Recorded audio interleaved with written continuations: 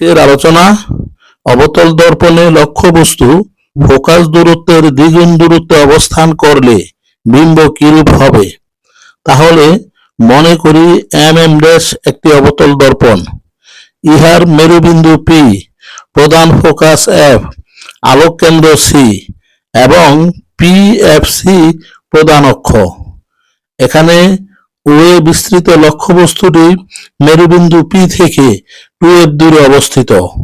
ও থেকে আলোকরশ্মি প্রধান অক্ষের সমান্তরাল করে দর্পণের M বিন্দুতে আপতিত হয়ে MF পথে প্রতিফলিত হয়। আর ও বিন্দু থেকে অন্য একটি রশ্মি দর্পণের প্রধান ফোকাস F দিয়া দর্পণের M' বিন্দুতে আপতিত হয় এবং এই রশ্মি প্রধান অক্ষের সমান্তরাল করে M' পথে প্রতিফলিত হয়। এই প্রতিফলিত রশ্মিদ্বয় পরস্পর O' বিন্দুতে ছেদ করে। এখন O' বিন্দু থেকে প্রধান অক্ষে O'A' লম্ব আঁকি।